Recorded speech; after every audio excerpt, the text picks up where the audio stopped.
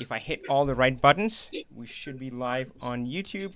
I'm just going to check really quick and make sure things are working okay.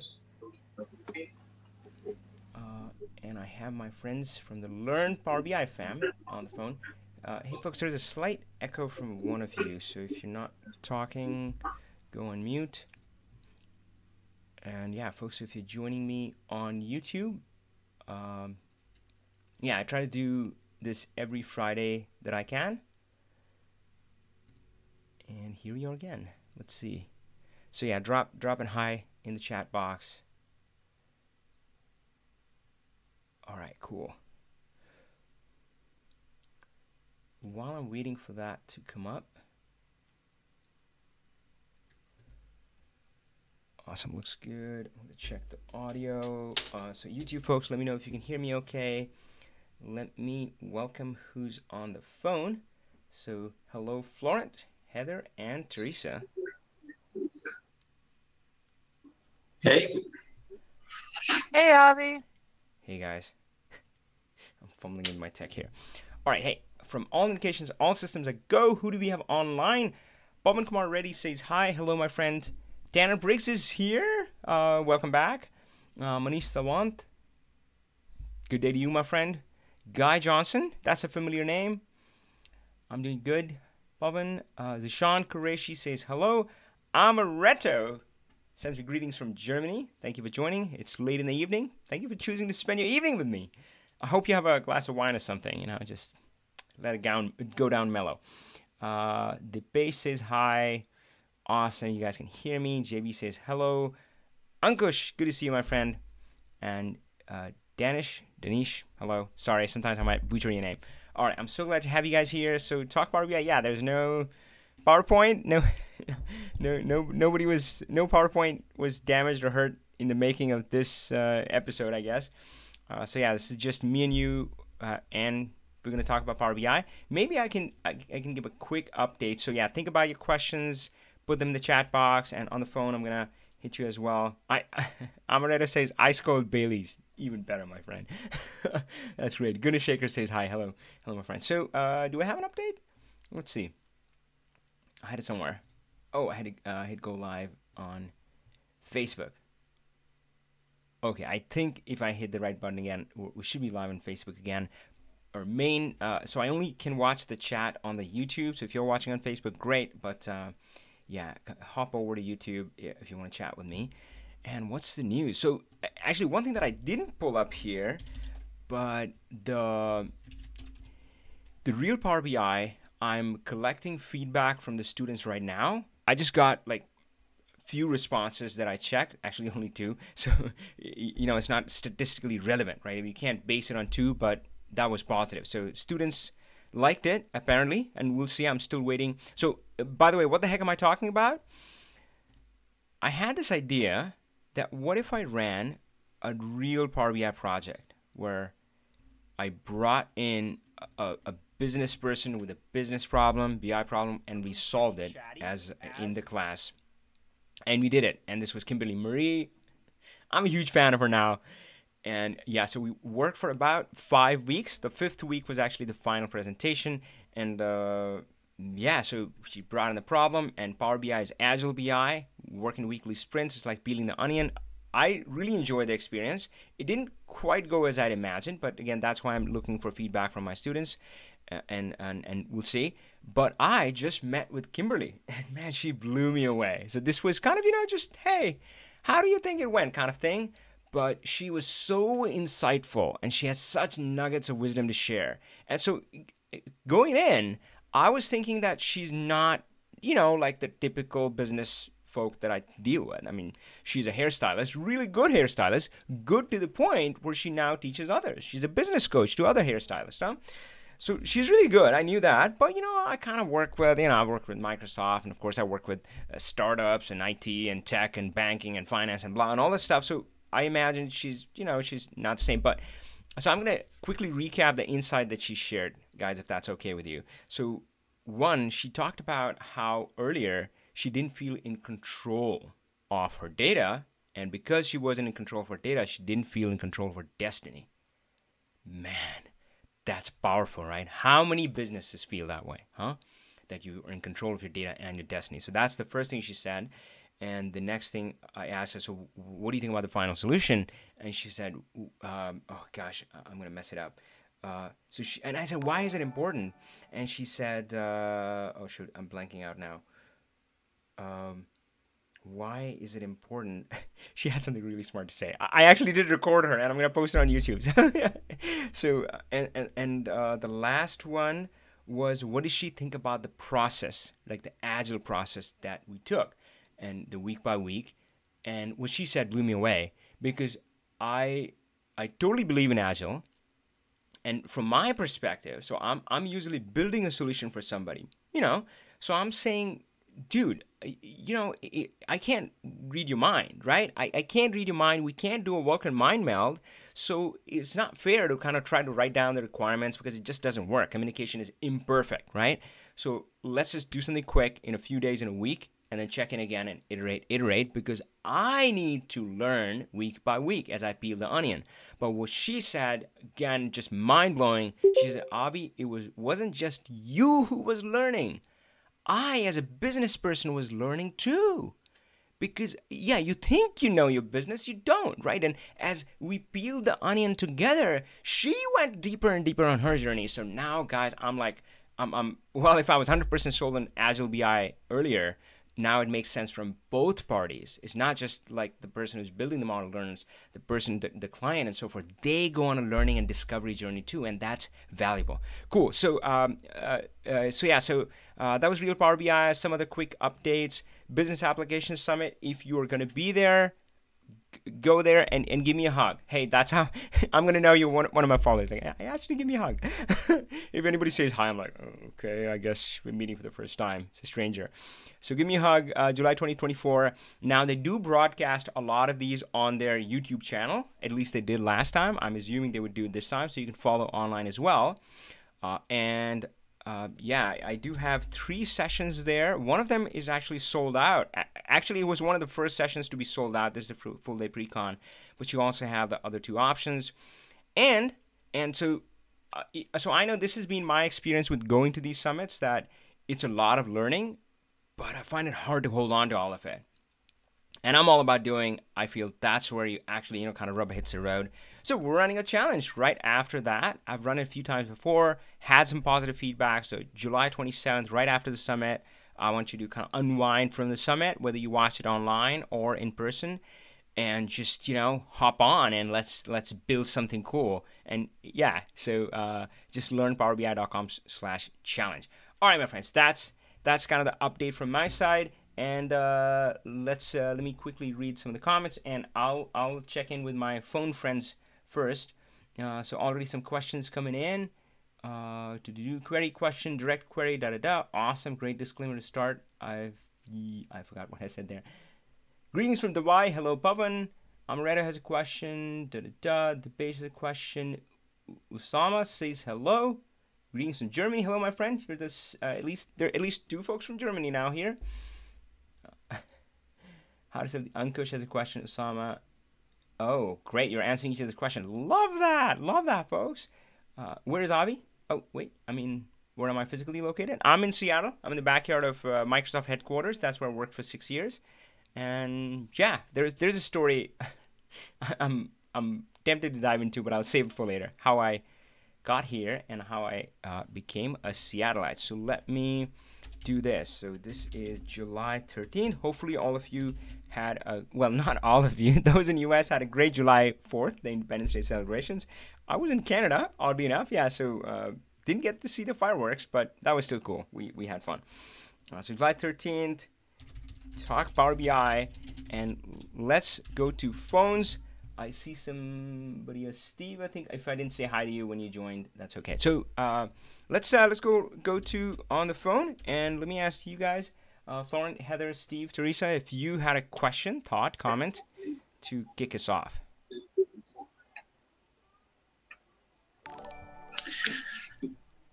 I had a question, something I was trying to build and wasn't able to. Okay. It's on the matrix, on the matrix visual. I have a table that's showing one KPI per month. Okay. So um, so basically, I have my months in my columns. Actually, is it something that you can show or share? If it's Yeah, oh, I could show you. awesome. Yeah, you Uh, know what they say, right? A picture is worth 1,000 words. That's why I do videos. Okay, cool. All right, there it is. And yeah, this is not sensitive, right? I mean, because we're no, not too sensitive. It's okay. okay. Yes. Oh, that looks So very interesting. so see, Hmm. there's only one KPI inside in here. Okay, hold on. Um, Let me take a yeah. screenshot so that I can take notes as you speak. Yep. So I see your table. Awesome. One KPI. Yep. Actually, hold on. Let me just take a bigger screenshot. Oops. So yeah, so I see GMFS. That's the metric there, right? Cool, got it. Yeah, that's it. And so what I'd like to do is, instead of, because right now this is something that I would have to update manually every month to Hmm. add the most recent month, and then Yeah. because I just want the last 12 months, and I just would like a, a filter or a slicer here, change my month, Yeah. and it automatically gives me the last 12 months in my columns instead of Yeah. having to input those one by Yeah. one and Yeah. deselecting. Yeah. Yeah. What if you didn't have to click anything? What if you just opened the report and it Yeah. was always last 24 months? Yeah. True. Oh, That also would awesome. work. Okay, let's do that. So I'm gonna take over presenter if I can manage to find that. Um, Uh, I got it. Make so, presenter. And okay, so folks, what I'm gonna show you and show Florent is the calendar table, the ultimate calendar table, not just any calendar table. All right. Once you discover this one, you're never going back. So on the channel, I have the ultimate calendar playlist, and it tells you about that. Downloads that inside the course. You have a few more videos, and there are more coming. That worked. I will probably do. Yeah, bring that up. But let me start there. So let me find my file. And I'm a little bit of a back rat when it comes to my folder structure. So just give me 1 second. Calendar table, almost there. Downloads and ultimate calendar table. So it's odd. In some videos and in some Talk Power BI sessions, I have vigorously argued, right? And I think I was talking to Tamir that you've heard me. So a little bit of a segue here, but you've heard me talk about how there's the data table, and then the lookup tables are the who, what, where, when, how. And that's pretty much universally true. Well, not pretty much. I think that's universally true. So in the sales example, it is the who is a customer, what is a product, where is like store location or something. But when is so the who can be different from implementation to implementation. For some of them it might be customer, some of them it might be employee, some of them it might be like partner, like Microsoft had a concept of partner. Same thing as what, it might not be product, it might be like, I don't know, like vehicle or something like that. But there's one entity which is universally the same, which is the calendar table. So when is the calendar table? And with the mirror, I was arguing that sometimes we treat the calendar table as too special when we shouldn't. When we should treat it just as other who, what, where, these tables. And that is right. That is good advice. But also in some ways, and this is where both realities are true, calendar table is the most special thing ever. And if you can hold both those thoughts in your head at the same time, that's good. I mean, that's really good. I mean, because it's not black and white. It's not this or that. Both of those are true in some ways. Okay, so let's look at our calendar table here. And again, this is coming straight off of that YouTube video, or if you find it inside the class, same thing there. And Mhm. I'm wondering if I should just cut to the chase. So month here, fiscal year to date, da da da da da. Let me see if I have a ready example for this. Current month offset. Would this work? Ooh, nice. Not what I expected. Modeling.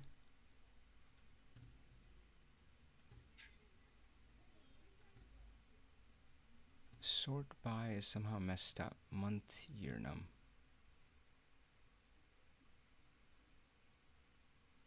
Better. January. Okay, so this wasn't refreshed in a bit. So the way this calendar works is that it has the concept of an offset, and it has an offset for the month. It also has an offset for a year, and offset 0 represents the current month. So and one thing it does require is it requires ideally daily refresh, but I'm assuming you can set that up automatically. So let me refresh it and we'll see what it does. Mm, and I'm expecting it's going to say July is 0, the current month. Oh, I should have I just see where refreshed you're all of going them. with this. Yes. Yep. So then you say, oh, show me. And typically in reporting, you wouldn't show the real current month because it's partial. So you would say -1 to -24. Yeah. Right? 20, yeah, and bingo, that's it, right? So this will automatically update. You don't have to worry about it. So 0 will always be the current month. -1 will be the one before that, and so forth. So now you go to any report that you have, uh, and well, do we have a good report? Yeah, and you wouldn't put this in a slicer. So offsets, frankly, are so slicers typically are filters which I want my end user, the report user, to engage with. But the Mhm. offset is, yeah, I never expose it to that. And the filter pane is for kind of the author. So this is where I put it. So you can put it on page level or report level filter, depending on where it's going. So you say current month filtering, and you would say, so let me clear this one,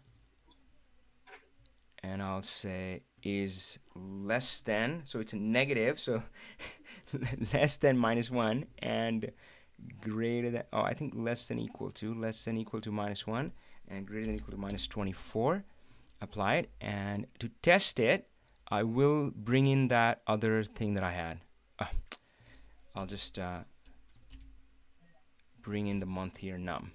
Oh, sorry, the month year, just to see.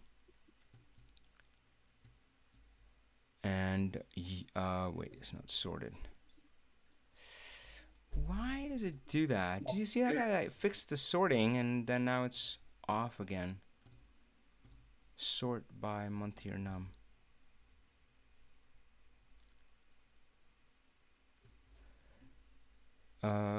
So yeah, so it's going kind of completed months only. So it's not using June, but then it's going, kind of from July 16th to June 18th. Sign That's right now, perfect. right? Okay. And yeah, and of And course, that's one measure. well, that's actually a filter. So that's a filter Okay. on the calendar table, and and yeah. So I dropped it in here, and that's it. This report is always going to be on there. Now, another thing that I do, so and gosh, we were talking about it on this call yesterday with Steve, of course. That was a great question. So here, noticed how in debugging, I checked this. Now, of course, this is a silly thing to Mhm. show, right? I wouldn't want to show this, but at the same time, it helps to show the time range what's being shown. Now you could say, I'm gonna get some space here. You could say AdventureWorks, and you can say past 24 months. But I'm usually a little more wary than that because. Let me just show you what I intend to do, and then it'll make sense. So what I'll do is something like this. So I'll say new measure, and oh, did that work?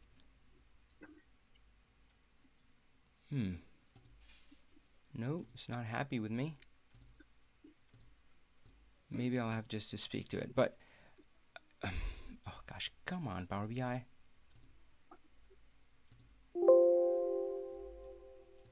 what I'm trying to do is create a measure, something like, let's just do it here. So it'll say min month equals how do you get the minimum of the month year? You can do something like calculate, well, let's say min, let's just do calendar month year num. So, I mean, it's not exactly what I want, but you'll get the idea there. So I'll have these two, and then I can combine if I want month range shown, and I can combine these two, and I'll say this min month ampersand max month. So essentially, and then I can use this one. So essentially, it's going to have a label which is going to say I'm showing June 2016 to actually July 2016 to June 2018, and this label I want to show in my report right here. Does that make sense? Okay. So that way I know everybody who's looking at it knows exactly which months are being shown. And right, I mean, so it's kind of an add-on. You don't need that, but I think you should if you're doing something like that. But as far as the filtering goes, boom, I mean, current month offset, and you can obviously, so if you look at the Ultimate Calendar series, this offset is just amazing. I mean, you can use it for anything, for months, for weeks, for years. So you can say, always show me the current year, always show me the completed year, always show me the current and the prior year. So yeah, it just lets you filter. So all of that is on our Ultimate Calendar Table thing playlist on YouTube. Well, you're inside the course, so you can go in the advanced library, and this has a little more content in there, and yeah, so the yeah, you can access it here, the offsets and all that stuff. Yeah, it's perfect. Yeah. Awesome, great, good stuff to get us started with, guys. That was awesome. Let's. Okay, great. Thanks. Awesome. Thanks, Avi. Yeah. Thank you. So Florent asked about how to easily show rolling 24. Actually, not easily show, how to easily apply a 24-month filter. Now, of course, some of you are going to confuse this, and I'm one of them. I confuse this to begin with. Are going to confuse this with creating measures for a rolling period. Right? That's a different deal. That's you know. So some of you might be thinking, oh, but this should be done in a measure, guys. Yeah, you're thinking oranges, and this is apples. So that's a different deal. I know I do talk about that in the course here. Oh yeah, yeah. Compare relatively. I talk about it, I think, when I cover the offsets, where I say that how does it compare with the measures. So that one is different. All right, my friends, let's go YouTube. And guys, so in the past, I've tried to like scan sequentially, and it just hasn't worked. So I'm just gonna, when I'm looking at it, I'll look at the last one, and if it looks interesting, we go in there. So Donnie says, Avi, help! I have data that I need to show monthly reports for. Woo woo! I have more data that I want to show. That is 20 accounts who act across on 3. Interesting enough, and oddly enough, we were talking about this yesterday in our weekly class call. So guys, Friday, this one, Talk Power BI, is open. We're on YouTube. That's where you found me. But I meet with my class on Thursdays.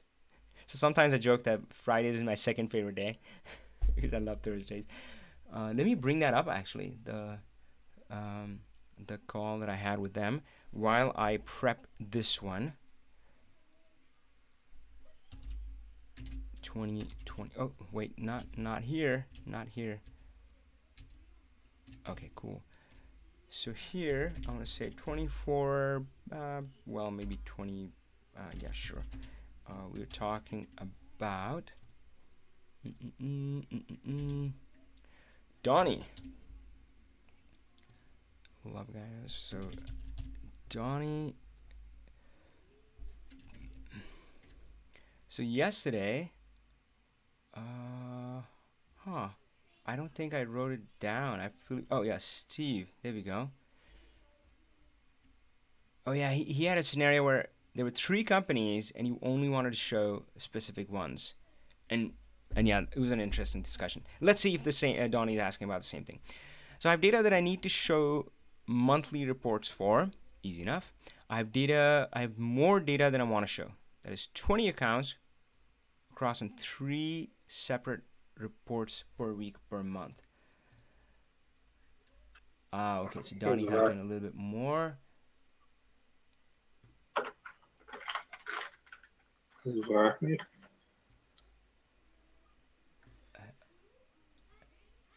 Who or two across? Hey, Or hey, two. hey, Tony. Uh, just hit mute if you can. Can I mute you? Cool. Hopefully that'll work. Hey guys, can you just do a quick post that you can hear me? Osama is saying he's having trouble, and I just want to make sure that it's not everybody. I'll check on my feed as well.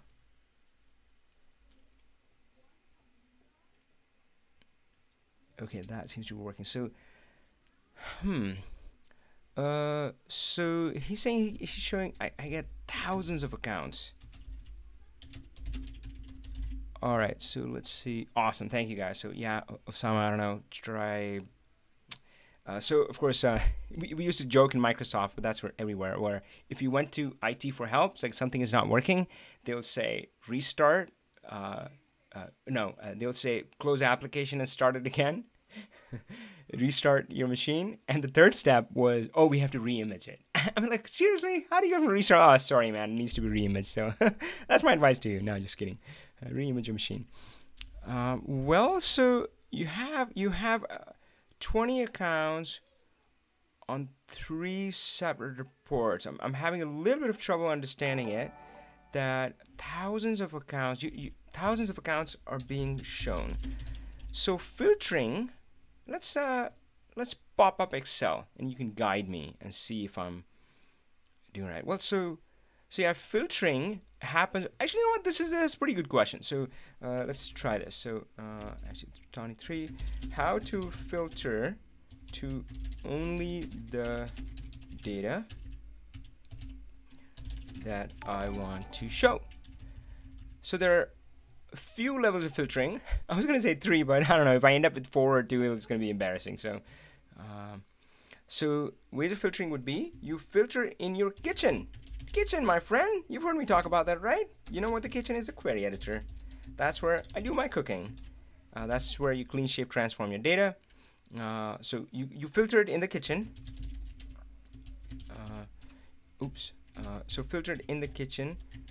Where can you filter?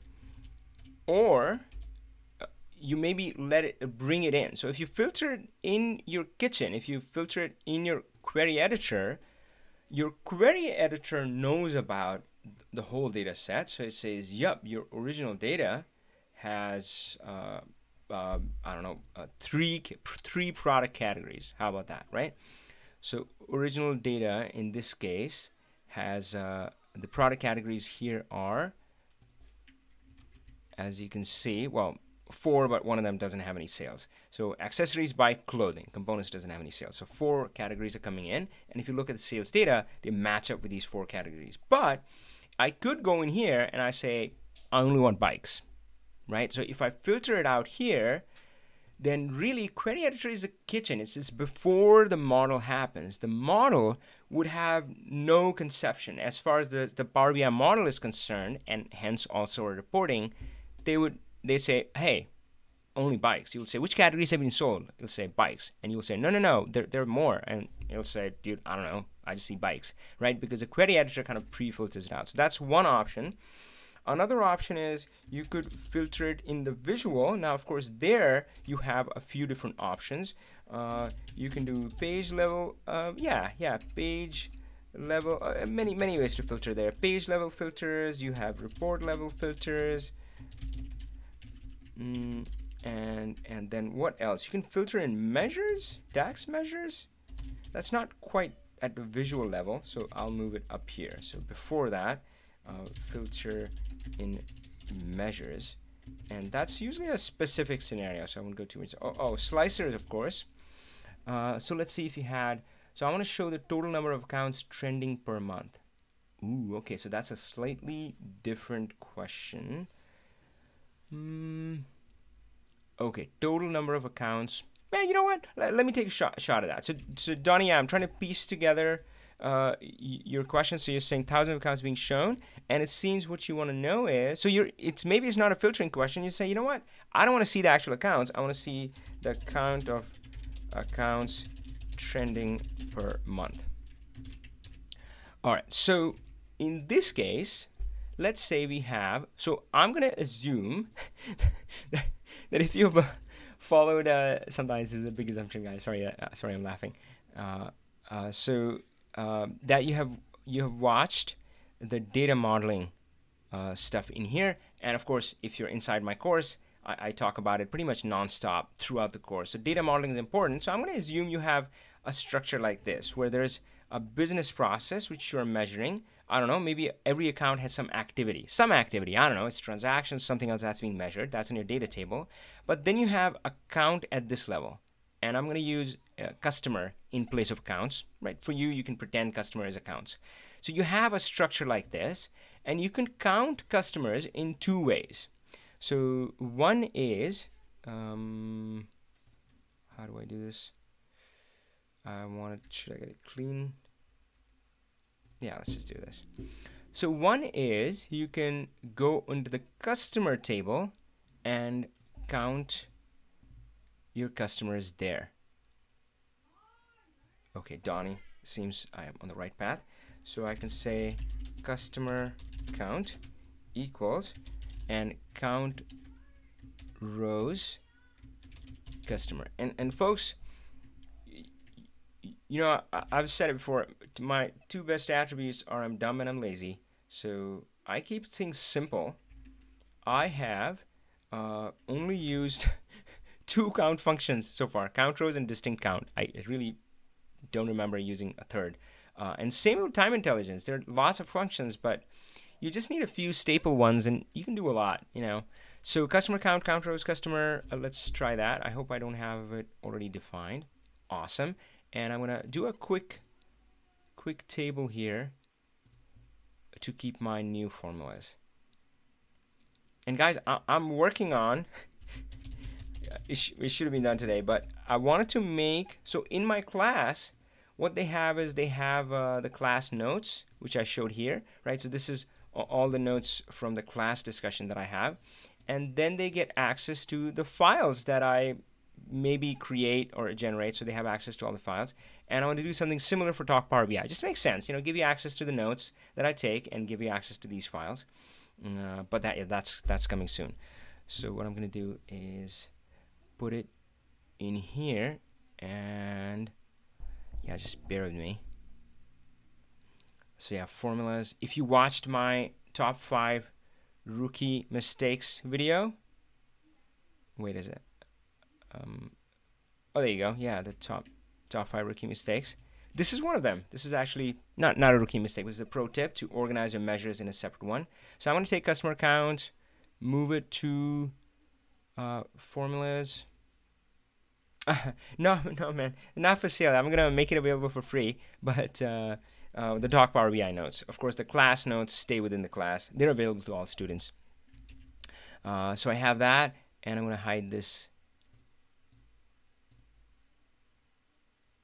Sorry, I'm taking a bit of a long path, but I hope it's going to be worth it in the end. So customer count, and we have, let's see if we can do this. So 18,000, maybe I can say this, I guess, how does this work? 18. I like this one. Data labels, none. So 18,484. I'm going to put a comma in there. So that's the customer count that's coming from the lookup table. Now you can't trend that. So if you can't trend it from there. It's not worth trying, so I'm not going to do it. I'm going to do another measure, which is, I believe, I'm sure you're trending probably something like how many accounts. Oh man, this could be trickier than I thought because, I'll show you the AdventureWorks solution and then we can come back and talk about if your scenario is different. So in this case, I'm going to say customer. I don't know, sold count, basically customer with sales count. Let's how about that? So we're gonna do that, and as I said, I've only used two count functions, which is, so this is gonna say customer key. So this is coming from my transaction table now, and it's doing a unique count. So if one customer came in 10 times, I'm only gonna count them once, and this is the one that I would trend. And I'll come back and talk about the other scenario, which is so much more fun, but a little more complicated as well. So we have this guy, customer, and did you know that we have a format painter now? I'm always slow on figuring these things out, but when I do, I'm like, whoa, cool. Wait, that didn't work. So if I go here, yes. So yeah, so we have a lot more customers on the record. Not everybody has sales. So there's some some portion which doesn't have sales. That's okay. But this one, we can trend the heck out of it. So let's do trend. And are you ready for this? Let's put, how about month year? Huh? I love that. Axis. And I'm pretty sure it's not going to sort right. Oh, oops. Huh, I didn't realize I have all this garbage here. What is that? Oh, that must have been me. So, yep, it didn't sort right. Let me fix that. So, sort by month here, increasing, and there you go. You can see the increase in the number of customers. So, Donnie, let me know if this is kind of what you're looking for, but I'll go ahead and talk about a more complicated scenario. Are you guys ready for this? This is gonna be, I'm not gonna solve it because it's a little bit trickier. So this one is simple, where you have some kind of activity happening, and you're just gonna say, oh yeah, cool. Like, how many unique products did I sell? So of course, what I showed you, you can apply it to customer with sales. You can say how many different products were sold, all of that, right? So that works. But what if your table was slightly different? What if it wasn't like that? It was a table. Let's see if we can do it. It was a table like this, where it was like, in your case, you have an account. So account, ID, customer ID, doesn't matter. Employee ID, right? ID, employee ID. And then you have a start date and an end date. And now I want to trend how many are active. So, I mean, if I come in January 2018, well, you should have started before January. I mean, if you started in March, I don't want to count you. But you shouldn't have ended before January, right? So I want to exclude those. If you started in last year in January 2017, but end date is March 2017, I don't want to count you. This is a fun scenario. If anyone of you has that, well, cool, let me know. All right, let's go to the phones. So we're going to tag back and forth. So Learn Power BI FM on the phone. If you have anything, you're a go at this point. Good stuff so far. Oh, I see something in the chat window. Oops. I don't know.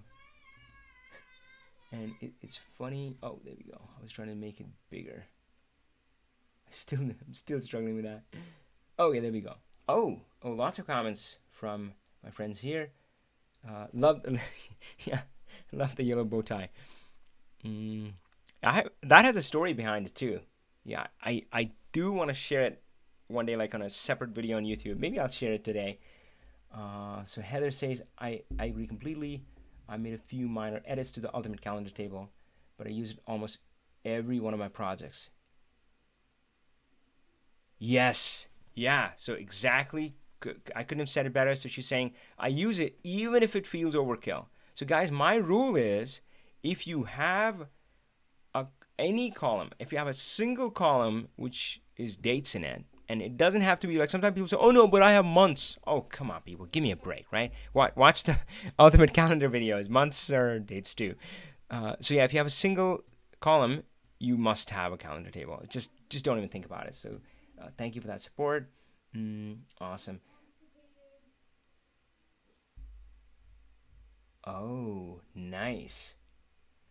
Awesome. So Steve is saying, so yeah, so Ultimate Calendar, there's a lot packed in there. There's also a concept of future date. So guys, there's two schools of thought. Let's talk about that really quick. It's going to be so fun. So fun.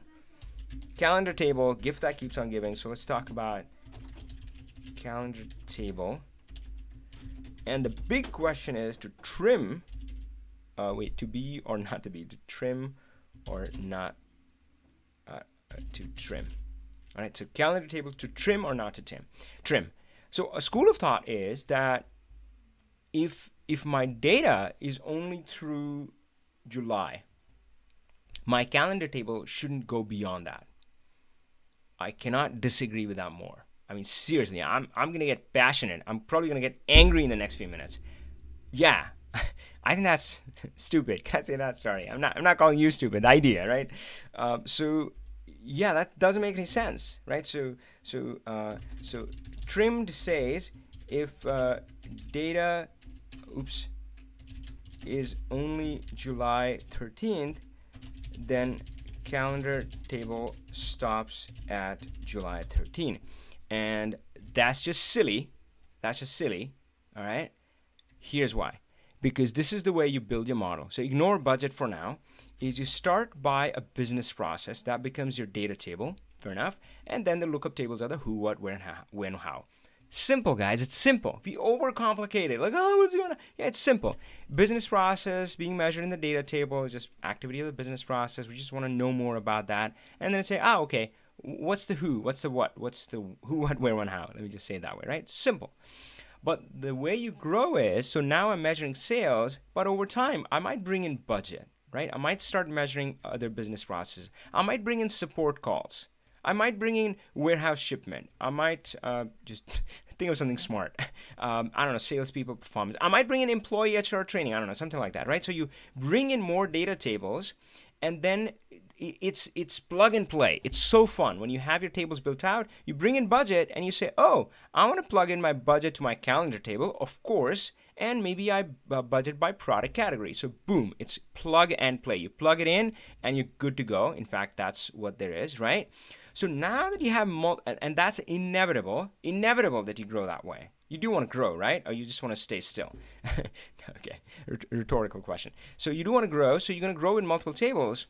So now how do you decide? If sales ends at July 13, but budget ends at, I don't know, October, or some of the support calls, the last date is April, or warehouse inventory was done 3 months ago. Who knows? Who cares, right? So it breaks down right away. And yeah, in practice, I've never seen it work. For one, often, well, maybe I tend to work with finance teams, but budget always goes through the end of the year and so forth. So the calendar table needs to be not trimmed. But when you do not trim it, and this is why this is the easy way out, but not the smart way, right? Not the smart way. Because what these folks are trying to do is trying to avoid showing those future dates. It becomes really problematic.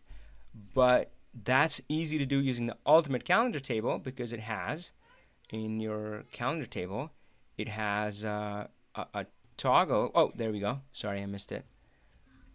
This one. It just says future date, past or future, right? Simple as that. Let's try it again. And that's it. And you can apply, if you don't want the report to have future dates, you just apply a report level filter saying, don't show future dates. Simple as that. So yeah, that's the smart way. All right, cool. So I did a segue. Hey, I see a question in chat. So folks on the phone, I may miss a question in chat. I saw this one. Arjun, good to see you on, man. Good to have you here. So I'll get to it, but let me quickly see if I can answer something on YouTube. And guys, I'm so happy. I'm really glad you're here. You're asking all these questions. I love it. I've said before, the quality of this call is measured by the quality of your questions. That phrase, by the way, is rephrased from the quality of your life is determined by the quality of the questions you ask. Cool. So let me say, Donnie, seems like it worked. So Guy says, query editor question. It seems Guy has a question. So Guy, you might have to repost it, or did you?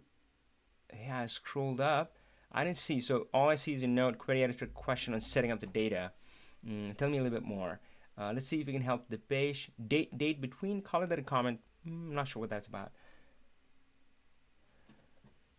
Oh, let me read some of Osama's comments about the calendar table. I'm unable to model the ultimate calendar table with my other data, as it always gives me the error that you need distinct values to do that. Now that is interesting. Now, of course, oh, okay. Let me see. My friend, this is a good one. So, guys, one of the talks that I'm delivering at the Data Insight Summit is about data modeling. And the oddest thing is, I feel so passionately about that thing, but I have been warned by other folks saying, Avi, why do you use that word? You know that it doesn't make any sense to Excel users, right? I mean, they hear that and tune out. But I can't help myself. I believe that it's the best thing since sliced bread. It's really important.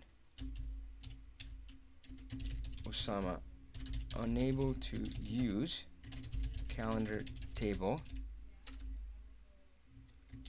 with quarterly data. All right, so this is going to be good. This is going to be good, guys. So me and Matt Allington, we are co-presenting this session we're doing about data modeling. I forget what it's called, but some nice title. We brainstormed together. But basically, this was the premise. Me and Matt got together on the phone. So he's in Australia. He's going to be flying up here for this. By the way, if I plugged it in the beginning, but guys, so this is, I call it the Power BI Summit because the name changes every year, but this is the biggest Power BI event, right? I mean, there's some other stuff that goes on which pretend to be the event, but this is it. This is organized by Microsoft, so this is it. Back to the topic. So me and Matt were talking about this, and we both kind of talked about this, and that often people come to us with a visualization question or a DAX measure question. And it's nothing to do with that, or a relationship question in this case. It's a little bit deeper. It's about modeling. So what you have here is, let me pull up I'm not sure how much of it is available online. So guys, of course, I mean, it makes sense. Hope everybody's cool with that. There's going to be, of course, deeper content inside my course. And YouTube, I'm going to share as much as possible. But so I'm not sure how much of this, actually, YouTube has definitely good starting points. So YouTube has, so right on my channel, there is the modeling webinars that I've done with Microsoft, with Chuck hosting that. So those are a great place to start.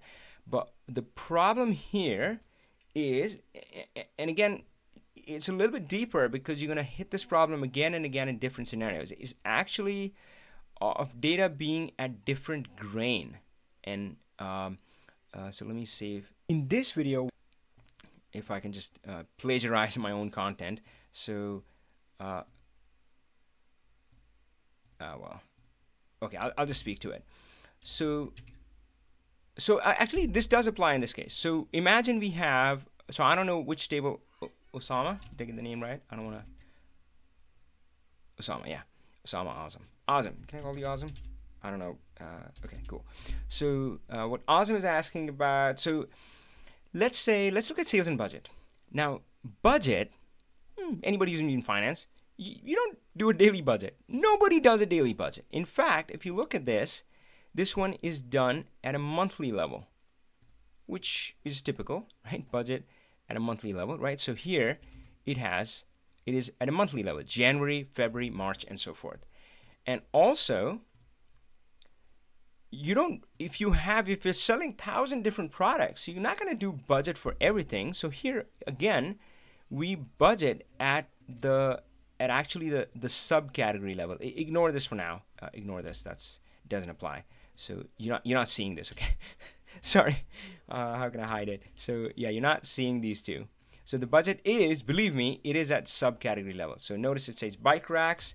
Bike racks for January, we have a set budget, and February we have a set budget, March, and so forth. And then we go to bike stands. So it's at a subcategory level. Now, of course, that's different than our sales table, which is at a product key level, and sales is at a daily level, right? So the data is a different grain. So how do you map them together? So there are a few ways to do it, few different ways, and I'm just gonna kind of highlight some of the key ones. But the first one is the simplest, but it has its drawbacks.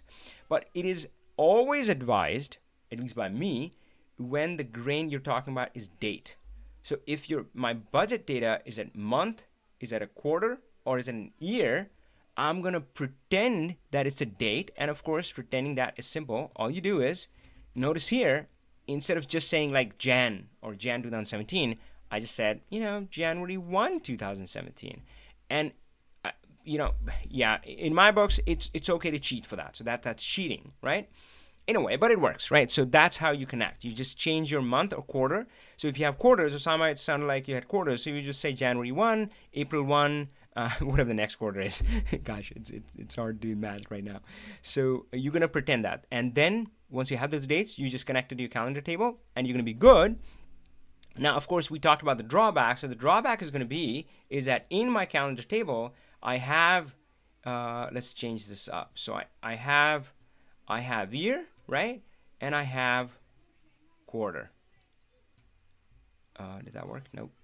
I have quarter. So the ultimate calendar table already has that. And if I drill in like this, ignore the sorting for now. We'll fix that later. But, it's showing kind of year, quarter. Actually, dang it. Why does it do that? Can I? Okay, that wasn't too bad. So, now it's going Q1, Q2, Q3, Q4, and so forth, 2016. So, yeah. So the drawback is that if you do drop in month in here, it's not going to make any sense. But, hey, you should know better. You know that your data is at a quarterly level. Cool. So there are other approaches. I wouldn't go into that. Awesome. So, Osama, awesome. Hopefully that helped. Let's switch back to our phone friends. Arjun, hey, are you in a place where you can talk? I mean, I saw your chat comments. If you're not, I am. If hey. I unmute, I am. Yes, Hi. awesome, Hi. Cool. So I will try to. I'm gonna read through that. Yeah, spare me some reading. So tell me what you're asking about. It's not really. There was on Facebook. There was a question. Somebody added a calculated column to extract 7 days from a date timestamp, unless you used date add. So that, and I did see more people having problems with that. That you get nil values or empty values then. Yeah. Because it's context aware. But how do you explain that context awareness? Yeah. Yeah. Good. One, yeah. Good question. Good question. So let's say having trouble with date add. I'll look at that. So if you click the last URL, I think you will get the image. That I did send you in the chat. I think you will get where it's one of the images that is showing that already. Yeah. Yeah, empty. Well, so first of all, I'll just go with my gut here, is that I don't remember the last time I created a column in DAX. Why, cooking, so yeah, I'll go with my standard response, is cooking needs to be done in kitchen. Why would you even think about doing this in DAX? Why not the query editor? Yeah, I did explain her query editor date at days. Yeah. I think that's so of course, I mean, it's going to be interesting to see if we can solve it in DAX, but yeah, you can just do -7 because DAX understands that. Yeah, so query editor is the place to go, and that one can do -7. Frankly, I would ask a little bit deeper. So Sasha, Marcia Holder, yeah. So data add formula is returning some blank values. Okay, cool. Yeah. So this, I would say, this But my real thing. question is, how do you explain, because this is date add, but how do you explain that it is context aware? So it always needs a column that will contain all those dates.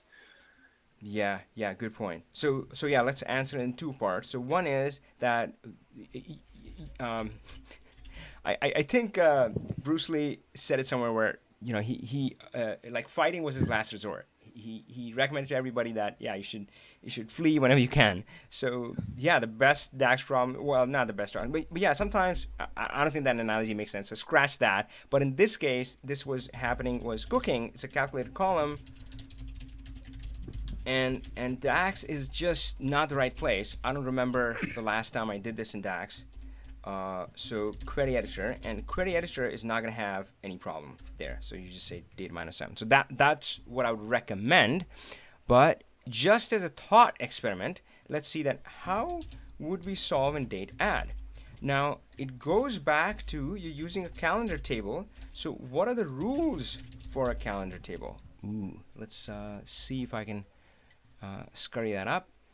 So the calendar table, and if we have an idea to maybe create transcripts of these videos and notes, that would have helped me greatly right now, because I want to skip through where are the rules. Oh, cool, not bad. Let's try this. This is just the agenda. Why is it important? What do you need? Okay, yeah, so these are cool. Date columns, contiguous dates, so that's important. And then I think I talk about what's the... Yeah, so your calendar table needs to cover your complete range of dates. Simple as that. So if you're doing date -7 and you're getting blank values, is because your calendar table doesn't have the right span that you need. So I would fix it there. You just need to bring in one more year before that, right? That would solve it, wouldn't it? Yeah, that would solve it. But these are starting users with Power BI, so they have an Excel sheet, and they are not even I see that many times that they are not even starting with a calendar table. Oh They gosh, just yeah. start calculating in their own table. And now I try. She's also telling that I'm new, but now I try to tell her that it needs to be aware in this context aware. So you have to have, if you have a date 1st of January 2018 and you do -7 day, you also have to have what is that? 23rd of December 2017 in the table. Yep. I mean, so do you have a video on context awareness or time? Well, I don't see this as context awareness. I see this as a different problem. I mean, I see this as violating a key rule, and the rule is that you have to have a calendar table, right? And with some rules. So again, I might not capture all the rules, but so it has to have a date column, right? If you don't have a date column, you don't have a calendar table. It has to have a date column. It has to have contiguous dates. You can't skip dates. You can't say, oh, we don't work on weekends. We take the December off. And the third rule is it has to have kind of, I mean, the way I put it is data covered. So whatever range you're working with in your actual data, it has to have the complete range. So this is nothing to do with data context awareness. I wouldn't put it like that. I would say just you got to follow the rules, right? So calendar table, this is how you build it, and you didn't follow this rule. This rule was broken, and that's why you're in problem here. Now, of course, frankly, I don't even think that's worth bothering, because this absolutely needs to be solved in the query editor. DAX is the wrong place, and I see people all the time. They're doing their cooking not in the kitchen. And guys, what happens when you don't do your cooking in the kitchen? DAX is messy. DAX is not built for that. It's just, it's just you're inviting trouble. So, I think that's the best I can respond on this one. Just type. I did send you the solution for DAX is -7, because you can do that still in the table. Yeah. And for maybe you can paste it in. And for mQuery, it's date dot add days. Okay, I did cool. send it in your. chat session. Okay, cool. Awesome. Thank you. So, guys, yeah, use that. Heather is going to head out. Awesome. Have a great weekend. Okay, let's tag the YouTube friends back in. Where are you, my peeps? Okay, let's see what I missed. Okay, you're starting to get a little quiet. That's okay. Ankush has a question. How to set a default selection value in a slicer? Ooh, that's a tricky one. Is there any way to create using DAX? Yeah, slicers and DAX, they don't mix. We'll see.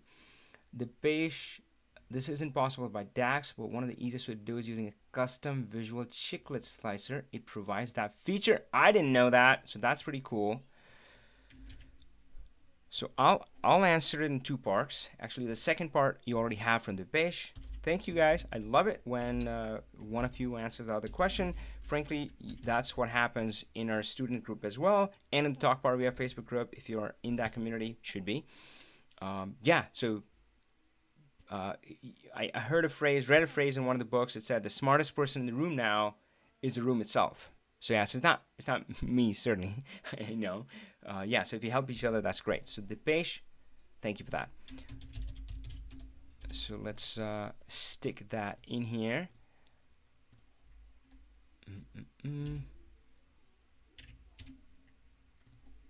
Oh, awesome.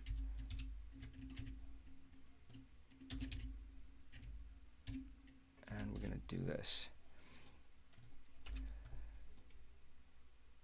So chiclet slicer, I wasn't aware. That sounds really cool. In fact, yesterday I had recommended somebody chiclet slicer because I think it was Steve again, who, or maybe somebody else, or one of the students, and they wanted to show a slicer in multiple columns. And you know how in Excel you can easily do it. So every Excel folks knows about that. And I believe chiclet slicer lets you do that too.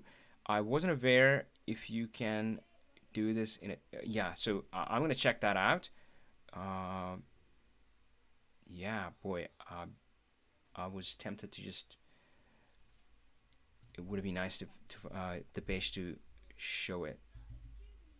Yeah. Anyway, but I was thinking of something else. I mean, if the page hadn't left a comment, I would have said, well, you can't do it directly, so you can't do it quite through DAX, but you can do it using a column. So of course that's not going to be dynamic. If somebody changes a selection on the slicer or something, it's not going to work. But and actually I'm already doing it in here, and where I showed you how it always filters to the current month, right? So wherever I showed that, sales by date, yeah, something like this. Sales report playground one. So yeah, so this one, you're talking about the offset, and if you say current offset is let's say is greater than, less than equal to minus 1 and greater than equal to minus 10, right? It's always going to be those last 10 months. So in a way, it's dynamic, but you did it using a column. So sometimes you can do it that way. Depends on what your scenario is, what you're trying to filter. Chiclet slicer, let's bring it in. And hopefully the patient is going to hang around to guide me if I get in trouble there. What happened there? Marketplace, there we go. So what if I did not have, yeah, I don't know. Let's find it. So hit OK. So chiclet slicer, and I'm not sure, let's say if I have month year over here, and if I want to say something dynamic here, how can I do it? So how can we help Ankush? So he's saying he wants to do it based on chiclets, text height, hover. I can't find it in general. Okay. Orientation, columns, rows, forced selection. All right, let's try it. Come on, forced selection on. But how do I tell it which one? Like I It's don't the want last one you. how do I tell it select June 18, not October 17th? Why isn't I it? think it's the last one you clicked. So if I go here, forced selection, and so I turn it on, but I'm lost from that point. What does it do? If I turn it off, sorry, was it Origin who's maybe trying to help me? I can't figure it out. Dynamic slicer. Maybe that's an idea worth submitting. I mean, the way I imagine it, I would absolutely love to be able to control this using a using DAX, using a DAX measure. So right now I'm using a column. And by the way, guys, again, if you find yourself doing a calculated column in DAX, just stop. Just go to the query editor. Just that's the place to be doing it. But yeah, it doesn't matter how. Yeah, so with the column you can do it. We use that with the current month offset. But would it be nice to do with a measure? Oh, it remembers the last selection. That's not very helpful. I think in this case, I mean that's good to know. But I want it always to be selected the last completed month, right? That would be actually cool.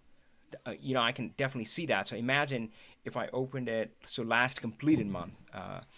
So if I open it in August, it's automatically in July. And if I open it the month after, it's automatically in August. Nobody has to change anything. And I can also show the other months. So if they, so it's by default, it shows the last completed month, but it also gives them an option to, kind of select a range or select a different month. So that would be cool, but I'm not finding that specific scenario here.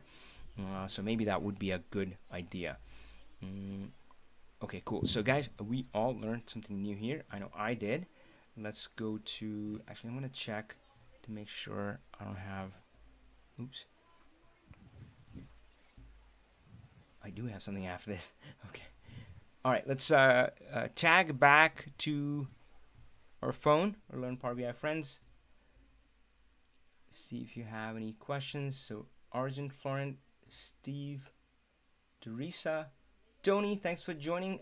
And sorry, there was some noise on your side, so I had to put you on mute. But hopefully you're able to unmute yourself. If not, just let me know. Bill, good to have you here. How are you doing, Bill?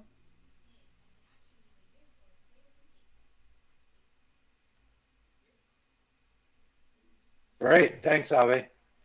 What's going on in your world? I haven't been active with Power BI the last last month or so. I was trying to move and had to just not quite spend as much time here, but I'm finished with the move and got a real nice new desk that moves up and down, so you can have a sitting desk and a talking desk. Kind of fun. Oh, nice. That is real nice. I have one of those at Microsoft. Standing. Say again? Yeah, on a standing desk, sitting or standing. It was nice. Yeah, but you can toggle it, right? You can, Yes. Yeah. Yeah. So I have one of those Microsoft. Did like that, and what I read, I think, was that sometimes you stumble onto these debates like, oh, standing is better, and what I got was it's really not about standing or sitting. It's about just changing it. So they said just change it a few times a day. Stand for a while, sit for a while, stand for a while. So cool. That's awesome. exactly right. That's exactly right. An hour one position, an hour in a different. So was this? And it does take some getting used to. Yeah. Was this like a big move? I don't know, across cities or something, or local? It was a local move, but much smaller digs. Okay. All right. Cool. Well, congrats on the new desk, and yeah, I mean, it's so not that I meditate religiously, but when I think in a class they were teaching us, they said if you you're gonna close your eyes and focus on your breathing or whatever, and inevitably your mind is gonna wander off. And when you find that, no big deal. Just bring it back on, and that's it, right? No guilt, no beating yourself up, anything. So yeah, life happens, and you fall off the wagon for a bit, but yeah, just come back on. And of course, man, I've seen all the progress you had made, and yeah, you're gonna be right in the thick of things again. Well, I appreciate your invite to this Awesome, to absolutely. this particular day of work. I can ask a question, but I don't know whether I can. I suppose I could show you my desktop. I have one that is sort of related to calendar. Okay. Let me try to describe it. Uh-huh. It's just something that I've blanked on, and I'm sure there's an easy way. So I have a data set where I've got some tables that have an order ID in them, plus a lot of stuff descriptive of that order. Got it. And then I have another table that has an order ID and a date of the order. Actually, it's got a couple of different dates in it because the order is going through a processing thing. Got it. And then I have a date table. And so if I want to use the dates as filters for the orders, for the items that are, for the orders and some of the information that's in the data table that doesn't have the dates, how do I, connect? Yeah. How do I connect the DAX thing? I mean, I'm sure it's a simple thing, but I don't seem to quite get it working. Yeah. So let me see if I got it right. So yeah, you have multiple dates, and then sometimes you want to see, hey, Power BI. We should give it a name like Alexa or something. Cortana, right? So let's say, hey, Cortana, show me orders in January, right?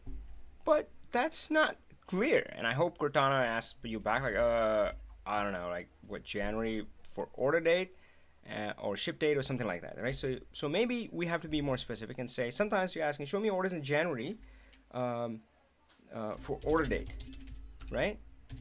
Yeah. But then sometimes you say, you know what? Show me what shipped in January. And sometimes maybe you're in the finance mode and say, well, I just want to see what I invoiced or what was paid, and on, right? Something like that. And we want to be able to easily do it. Does it sound like what we're trying to solve here? Yes, but and the other thing is that the show me orders, but also show me revenue. Yeah. So revenue is in table 1 that has an order ID plus revenue plus other things that are appropriate to the order.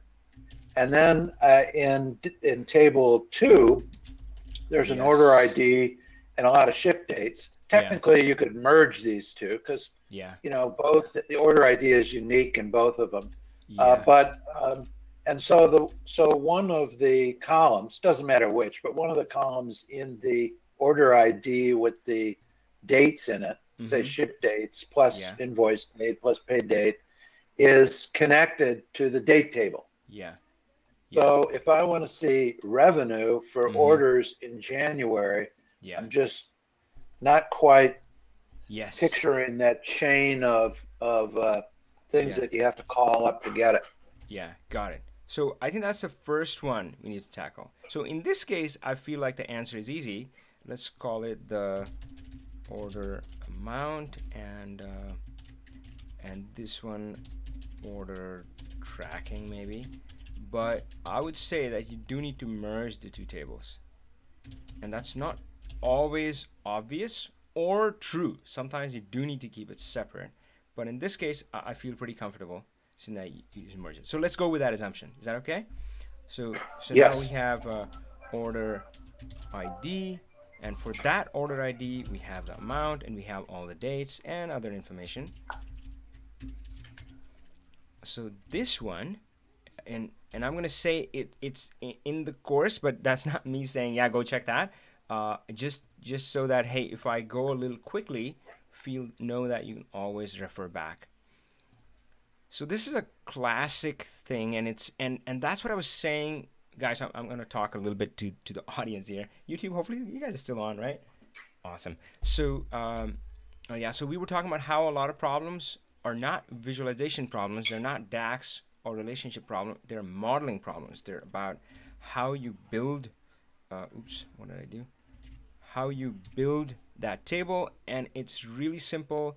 It's the who, what, where, when, how. That's at the top, and you have a data table.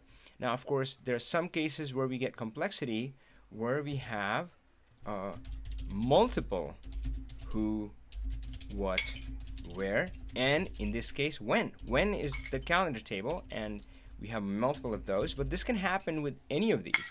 So let's look into our Happy Adventure Works. And so right now we have the who, I'm going to switch the spots here, the what, the where, and the when. And so if we already have a multiple when, just like Bill's case, we have an order date and ship date. And imagine we could have had multiple dates, invoice date, paid date, and all this stuff. So we have multiple when, and that makes sense right away, right? I mean, yeah, sure, we have multiple dates, but we can have multiple customer, products, territories as well. I'll just give you quick examples. Customer, it could be the customer, one customer bought, but they shipped it to somebody else. And it's possible that a third customer paid for it. You know, who knows, right? Product, it's possible that they ordered one product, but it was not available, so we shipped an equivalent one, right? So you can have multiple products, same way as we have multiple dates. Territories, this was pretty typical in Microsoft, where it was sold in one location, California, but because the company was headquartered in Chicago, it was recognized in a different territory. So that sales team would get the commission or something like that, right? So you can have these. In this case, what we have is the order date and ship date, multiple whens, and there are two classic ways to solve it. I'm going to go with one. So the two ways to solve it is one, you duplicate the calendar table, you create another one in Query Editor, of course, and you call it a ship calendar. So order calendar, ship calendar, and invoiced calendar, paid calendar. But that one doesn't make sense in our scenario. So we're gonna just do this one, and of course the other relationship is going to be inactive. And if we had paid date, invoice date, all of those would be inactive, but that's okay because we're going to solve it in DAX. So now if we go back here and let's get a new page going, and I wanna say, so again, we have flattened the table, so all the dates and the amount is in the same location. So now I put in my calendar month year as a slicer.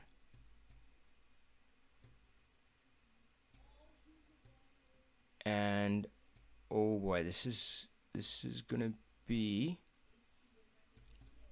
okay. Let's we can do this.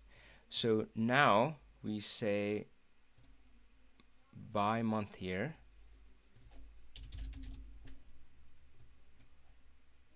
Let's make it big. We already have sales, and when I put sales in here, what am I seeing? Which version of this am I seeing? Am I seeing by order date, by ship date, by invoice date, by pay date? Well, it's whichever version you decided to have the default. So in this case, one of them is active, which is the order date. So that becomes your default, which is true without you lifting a finger. So right now, so that's what I'm seeing. I'm actually seeing sales by order date. And you know what? I'm just going to clarify it by maybe explicitly stating that. So sales by order date equals, but then I don't have to do anything. I just say sales. So sales by order date, and I'm going to add that one here. Cool. And then I have sales by order date, but now I can do another one which is going to say sales by ship date. And this one is going to take a little bit of heavy lifting, not too much actually. So we go sales, let me write it out and I'll zoom it in. Calculate sales, and we'll say use relationship. And yeah, I'll just write it and then come back and explain a little bit. Ship date. So calculate, or magic wand, just like, yep, calculate sales, but this is what calculate lets us do. It lets us change the context, right? So we're saying, oh, by the way, I want you to activate this relationship, the relationship between these two columns, and that's it. So that's our sales by ship date, and if we add it, you can see that it's a different answer. Now, of course, you can kind of double check it in your data, and you can spot check some dates or something like that.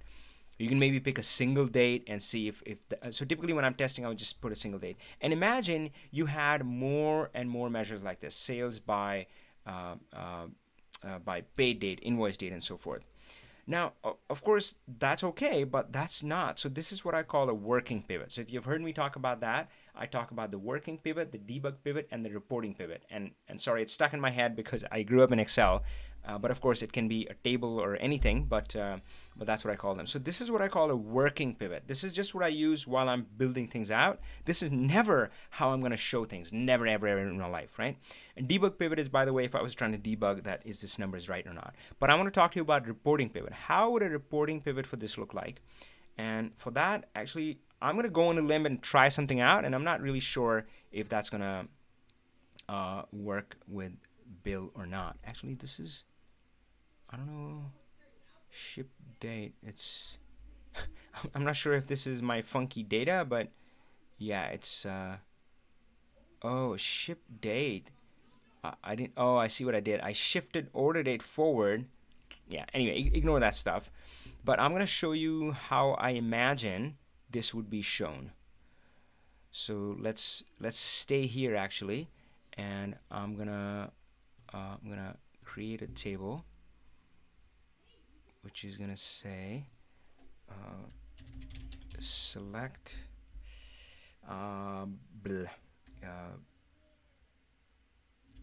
date type, I'm not sure, and we'll say order date, ship date, invoiced date, paid date.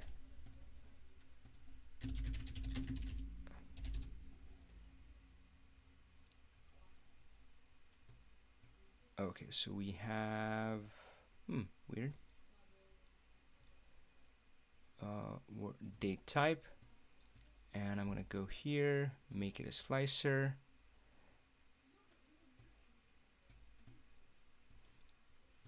and let's make it bigger.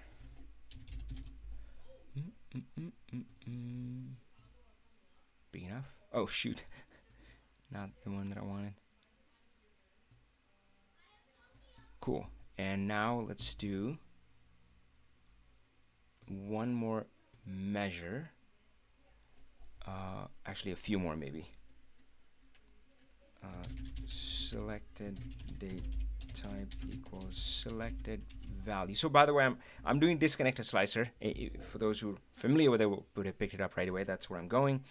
But select date type. Select date type. Cool. So in here, I would come in and again, this is my working pivot. This is almost like a debugger. Yeah.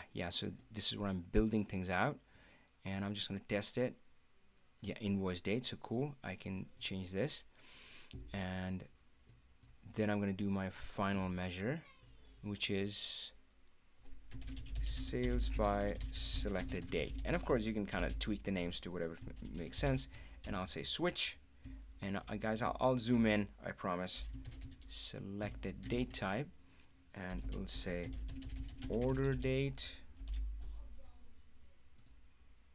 order date, order date, ship date, ship date, and then I think it's a default always blank anyway, I think, so I don't need to do that. Or maybe default you can just say sales, that's up to you. Let's just see how it works. I'm curious to find out. Sales by selected date. Oh, of course, I don't have that one. Order date. Nice.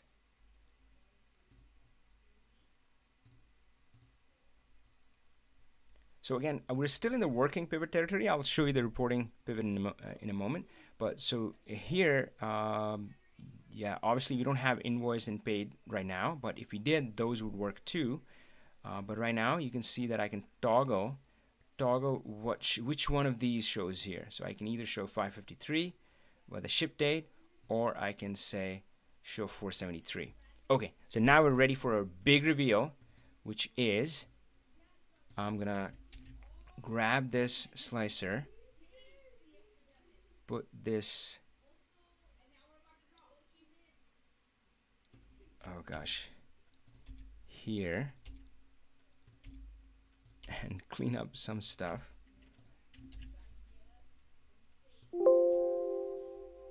Come on, come on, come on. Oh, no one asked me. And let's try a few things.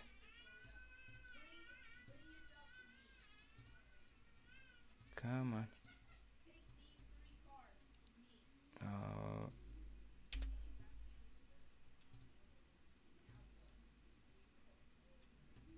Oops.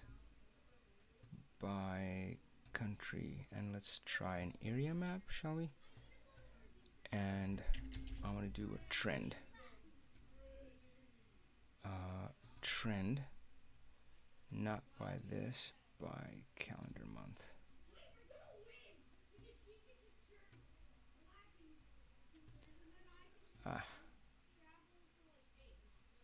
Always sorts it wrong.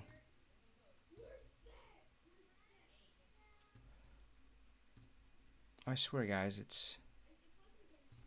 seems to keep forgetting the sort by setting. Month num. All right, Bill, are you ready? Yes. Okay, we'll see how this goes. So what I would do is, now that I have my fancy measure, if I had like a sales report, I would swap out the sales with the new fancy measure. So so sales by selected date, I would swap this one out.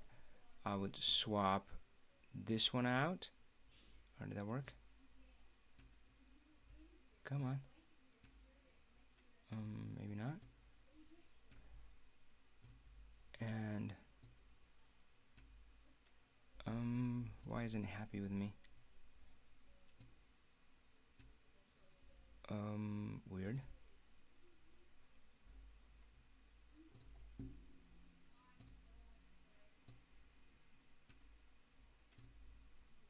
Wrong field. Wrong. Arjun, what would I do without you, my friend? I guess this call has been long enough. Oh shoot, I'm late for my next meeting, so we'll probably end this. Yes, I don't want that. Who wants that? I don't want that in tooltips. I want sales by selected date. And yes, that's working. Sales by selected date.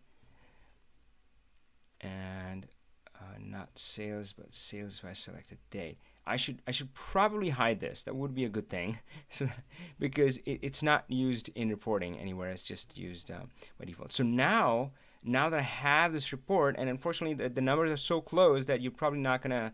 I mean, maybe we could have done a table of this. Let's try a table from this. Let's make it a little bit bigger. Is it? Nope. Values.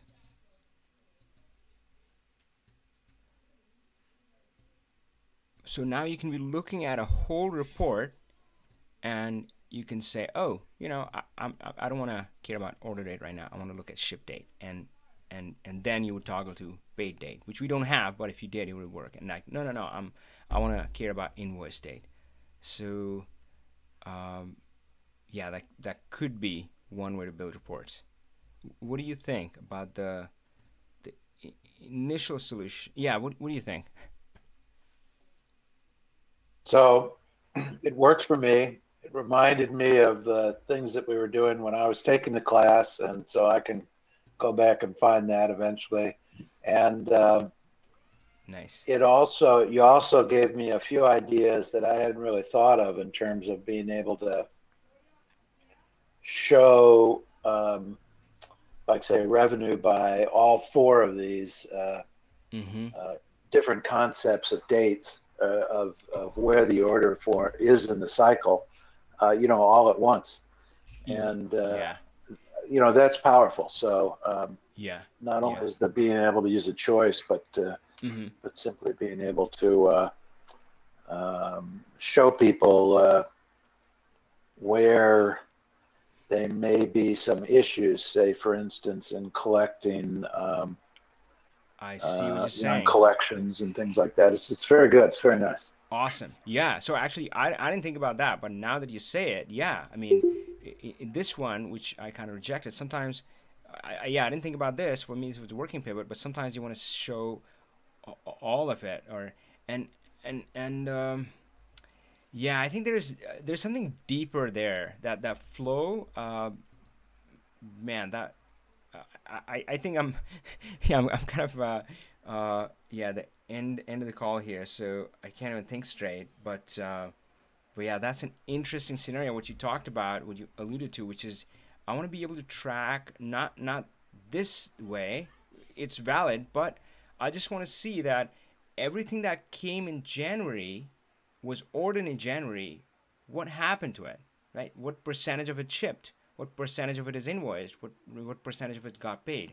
So that's kind of a different thing. And exactly. But yeah, pretty cool. All right, guys. So I'm gonna take one glance at YouTube. Thank you so much for hanging on. I really appreciate it, you guys. Let's see if there are any other questions. Anurag Sai, hello, my friend. He's saying, hey, they have questions on changes on dashboard. Go ahead and ask a question. And Guy had a comment. Doesn't merging tables just complicate the matter? Ooh, so so I kind of sidestepped that question. I said, in this case, it makes sense to merge them. That's a subtle question. That's a subtle question. And really, the answer is the lawyerly answer. It depends. And I'll freely admit, there's one that I've struggled with where you have order, and which is an order ID. Makes sense. Hey, this is an order. I came in and I made a purchase. But then there is order detail, which is order ID, but I can have multiple products in my order, right? So product ID. So I came in and I placed a single order, as far as, at least that's how we were tracking in the system. So I said, this was one order. So it's going to be processed together, and maybe it's going to be shipped together. It's certainly going to be invoiced together. So it is an entity. It's a valid entity. So it's an order. It has my name on it and all that stuff, right? So there are some attributes which apply at this level. So maybe the customer ID applies at this level. Maybe the invoice ID and payment date and the whole, salesperson involved, they apply at that order level. But then there is another level, which is order detail. Which products did they order? So now, of course, I keyed on to, I latched on to Bill's statement, and that's why I said in this case it's slam dunk, because he said order ID in both of these tables is unique. So he doesn't have the situation I'm describing. His is a simplified one. So in his case, it made sense to merge, but I have encountered this, and I didn't end up merging it, but man, that comes with its own set of complexity along the lines of what Bill was asking, because in some cases it's only related to some things are only related to one table and not the other. So depending on the kind of question you're asking, you have to go a little bit deeper. So I solved it using a bi-directional relationship, but it becomes a little tricky. So merging doesn't necessarily, I would say, it's not about complicated or not complicated. It's about like what's the right thing to do. That's the way I look at it. Like, what does this entity represent, right? So if I can cleanly fit in my mind that, oh yeah, this represents this business process and the who, what, where, when, how. That's great, but now we have this order detail, so it does get a little tricky at times. Awesome. So hey, Anurag Sai, my friend, I didn't get a question from you. Zishan says thanks a lot. Awesome, thank you. It was my first, learned a great deal.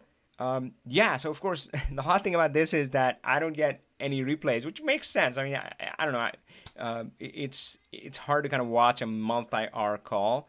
But yeah, I love the real interaction. Of course, that's what I do with my students. Every week we get on the phone in our Facebook group. And yeah, of course, it's a double-edged sword because, as I said, the quality of these calls is the quality of the questions you ask. So sometimes I'm like, guys, anybody has questions? And that's my worst, that's my most feared scenario, which kind of sounds silly, but believe me, I'm like, I'm going to get live and there are not going to be any questions, or there's not going to be anybody there or something like that. I think I fear having a lot of people there and not asking more than if nobody was there. Like, if nobody was there, I'm scot-free. Like, there are like 3 people there. I'm like, hey, folks, any questions? No? Okay, cool. I'm signing off. I'm like, oh, gosh, no. Like, 20 people are watching and there's nothing going on. Awesome, my friends. I'll take off. But thanks again. And yeah, I try to schedule these every Friday. And, of course, if you're a student in my course, we'll hang out on our usual Thursdays. Power on, my friend.